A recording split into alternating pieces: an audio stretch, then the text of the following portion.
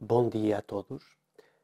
Hoje queria falar-vos aqui de mais um dos pilares do meu processo de recuperação. Queria falar-vos de alimentação.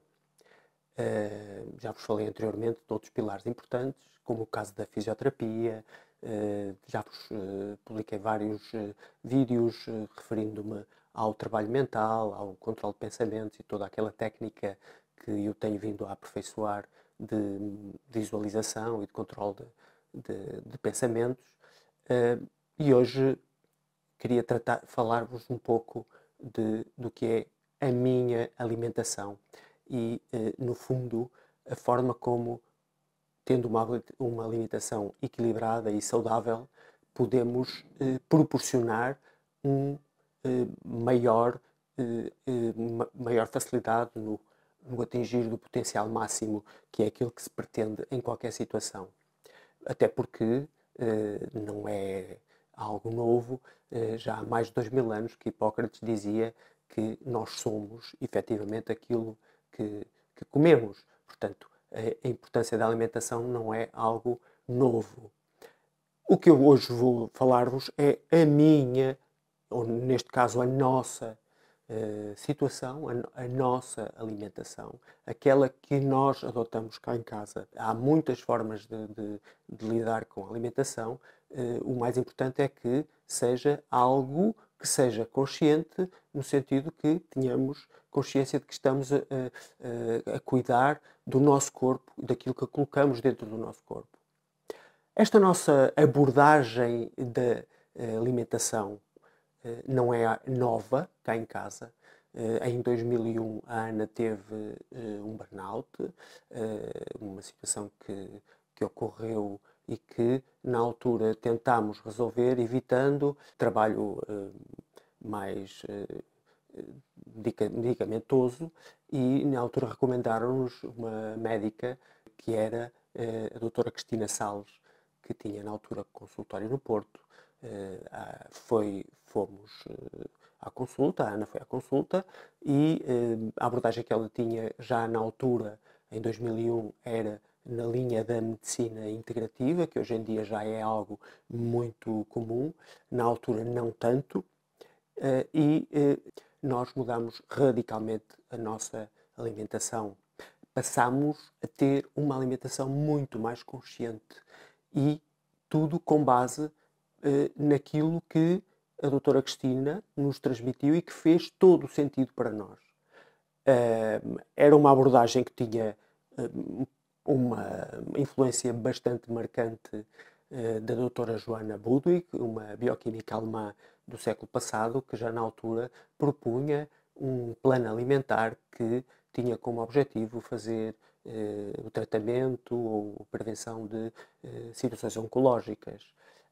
A dieta proposta pela doutora Budwig consistia na eliminação de vários tipos de alimentos que ela considerava nefastos para a nossa saúde.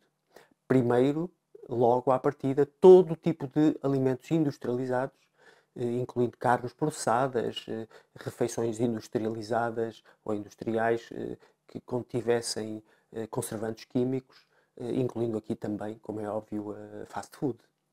Eliminaria, e a doutora Budwig também preconizava a eliminação de todo o tipo de carnes vermelhas, principalmente a carne de porco, que ela considerava ser extremamente nefasta para a nossa saúde. Também preconizava na altura a eliminação de todo o tipo de açúcares refinados, e refiro-me aqui essencialmente àquilo que se chama o açúcar branco, mas todos os alimentos que contivessem açúcares refinados eram retirados da alimentação. Preconizava também a retirada da maioria dos laticínios provenientes da vaca. Portanto, incluindo queijos, margarinas, manteigas e o próprio leite de vaca era retirado da alimentação, porque, inclusivamente, havia já vários indícios de que provocava situações desagradáveis para o nosso organismo. e de alergémicas mesmo, em muitos casos. Também ela propunha a retirada de todo o tipo de óleos refinados e hidrogenados, propondo, refiro-me àqueles óleos alimentares que se utiliza basicamente nos fritos. Ela preconizava substituir todo o tipo de óleos de produção a quente por óleos de primeira extração a frio, como é o caso no caso que nós temos em Portugal, que facilmente o azeite virgem extra com acidez sempre abaixo de até 0,5. Mais do que isso não seria aconselhável. Depois, também os cereais refinados deveriam ser retirados, principalmente os provenientes do trigo. O trigo seria o principal fator a ser eliminado. A estes condicionalismos da doutora Budwig, a doutora Cristina acrescentava também no seu plano a retirada de enchidos e fumados, portanto, produtos de origem animal produzidos com recurso ao fumo, a redução do consumo de todo tipo de carne, no máximo 1, 2 vezes por semana, portanto, só 1, 2 vezes por semana refeições é que deveriam conter carne, e mesmo o peixe que fosse utilizado, não ser utilizado peixe originário de viveiros, tendo em conta o tipo de produtos que são colocados quer na alimentação, quer no evitar que eles tenham um determinado tipo de doenças, portanto, alimentos que seriam nefastos também para a nossa, neste caso, elementos químicos que poderiam ser nefastos para a nossa alimentação. Também a doutora Cristina preconizava que, em substituição da proteína de origem animal, portanto, nas restantes refeições do dia, se utilizasse a proteína de origem vegetal. E aqui temos uma variedade interessante de leguminosas que substituem perfeitamente a proteína animal com grandes vantagens para a nossa saúde. Incluímos aqui, sei lá, diversos tipos de feijão, o grão de bico, a ervilha, enfim, o leque ainda é relativamente variado. É claro que as refeições principais, já vou falar um pouco do pequeno almoço mais em detalhe, o jantar, portanto a última refeição do dia, não deveria ter proteína de origem animal, portanto nem carne nem peixe, deveria, como é óbvio, a proteína ser de origem vegetal, no caso das leguminosas.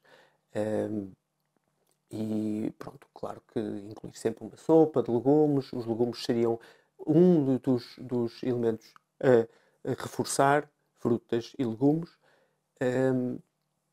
E depois, para além havia algumas combinações que a doutora Cristina também, combinações alimentares que a doutora Cristina também pedia para se ter em atenção para facilitar a digestão dos nutrientes, não fazer combinações, por exemplo, quando se comia carne de vaca, carnes ou peixe, portanto, alimentos de origem animal, não combinar com cereais, no caso, por exemplo, o arroz.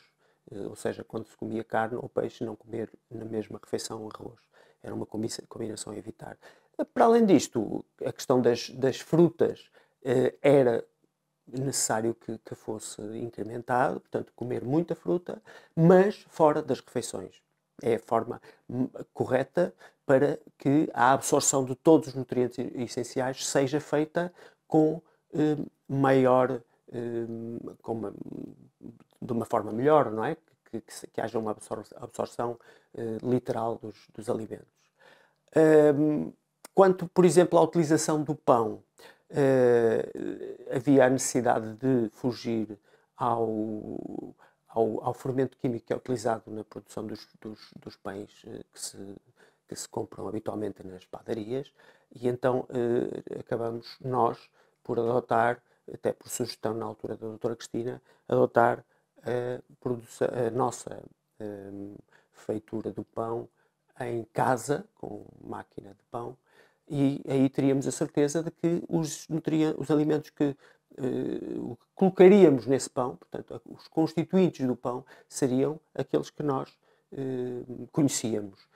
No caso, para além do fermento, a farinha ser de origem biológica, tentar que seja farinha integral, ter cuidado com a concentração de sal. Este tipo de cuidados nós passámos a ter com a produção do pão em casa. Não menos importante em relação à ingestão de água, como é óbvio, é necessário ingerir muita água ao longo do dia, mas a doutora Cristina também referia isso fora das refeições principais. Para suprir algumas carências que eventualmente a proteína de origem animal, com a sua redução, poderia ter, a doutora Cristina preconizava a utilização na alimentação regular, das algas. As algas marinhas, que são excelentes constituintes de diversos tipos de sais minerais e de vitaminas, entre os quais, por exemplo, a vitamina B12, e utilizadas regularmente nas refeições principais, no próprio cozinhar das refeições, ou algumas algas podem ser utilizadas em saladas, algas como o wakame, kombu, principalmente estas duas, mas também aramé, e há mais algumas variedades, iziki e por aí em diante.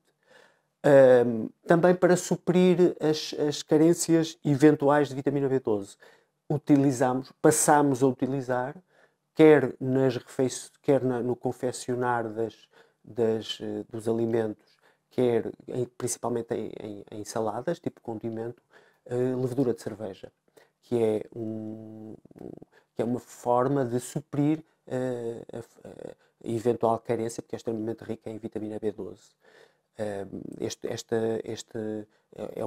A levedura de cerveja é um produto natural e que tinha como cuidado não utilizar temperaturas elevadas, portanto, quando cozinhávamos, só colocávamos no final da cozedura para evitar que se deteriorasse. Utilizámos também para substituir o sal e reduzir a concentração de sal, o gomásio, que é um composto de sementes de sésamo trituradas com sal, portanto, com menos concentração de sal, e funciona como condimento para temperar as saladas, por exemplo. Sempre que possível, recorremos aos alimentos de origem biológica. A razão é óbvia, não é? Hoje em dia já é relativamente mais simples do que era aqui há 20 anos atrás, quando começámos, mas este é o princípio que está na base da alimentação. Referindo-nos ao pequeno almoço, o nosso pequeno almoço é uma refeição extremamente reforçada, é um dos elementos que faz parte da dieta da doutora Budwig, inclusivamente é conhecido como creme Budwig, que tem essa origem mesmo. E em todo este creme, portanto, é uma mistura que é triturada, utilizando-se uma misturadora, que utiliza vários alimentos, de forma a tornar-se uma alimentação completa, rica, e que evita que durante várias horas não seja necessário ingerir qualquer tipo de alimento. Portanto, basicamente, o nosso pequeno almoço era o suficiente para mantermos saciada a nossa fome até a hora do almoço. E utiliza uma fonte de proteína, como é óbvio. Nós utilizamos o iogurte de cabra, sem açúcar, e produzimos iogurte em casa com base no leite de cabra, isto para fugir, como referimos há pouco, à proveniência do leite de vaca, que é o mais nefasto para nós. Depois, também, para além da proteína, o cereal que utilizávamos, cereal integral, cru, moído na hora. Vamos rodando entre vários cereais, o trigo sarraceno, trigo millet, aveia, cevada, vamos variando entre estes. O objetivo é aqueles que são mais ricos para nós e, mais uma vez, para fugir o mais possível ao trigo comum, que não é aconselhado utilizar regularmente. Depois, como gordura, utilizamos um óleo de primeira extração a frio.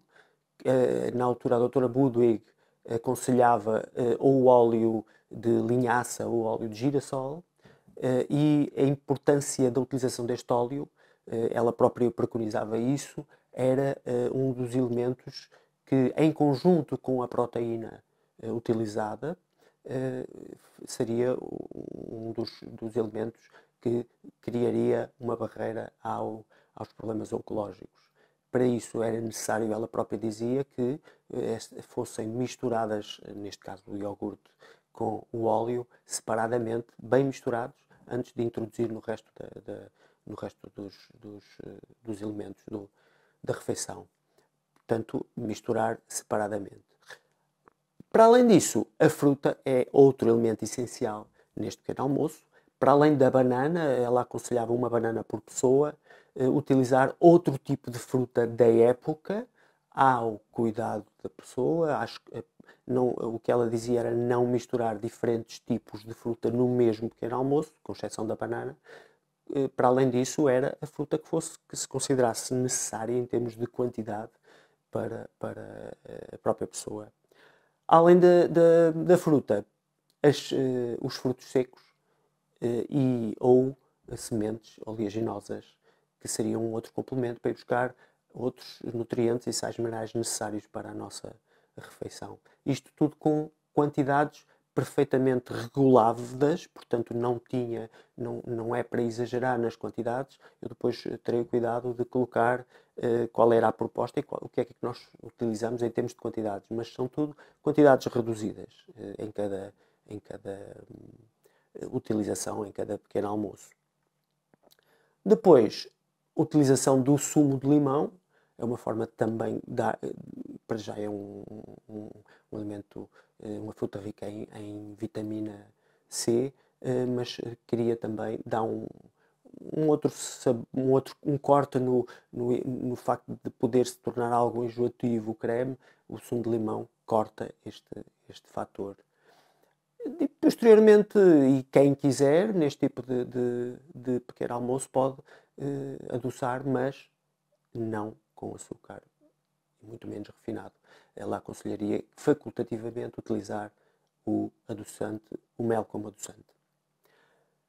Nas refeições, ao longo de todas as refeições principais, ter sempre o cuidado de manter a variedade dos nutrientes utilizados. Portanto, é necessário que cada refeição tenha sempre proteína, tenha sempre hidratos de carbono, tenha sempre fibras, tenha sempre lípidos e depois vitaminas e sais minerais. Portanto, a origem, estes são os nutrientes básicos. Depois, o que se coloca, os alimentos que se coloca, ficariam ao cuidado da pessoa. É importante quando a pessoa, quando se começa a ter uma alimentação com menos base na proteína animal, é necessário ter o cuidado de saber que a alimentação vegetariana não é comer vegetais, é muito mais do que isso.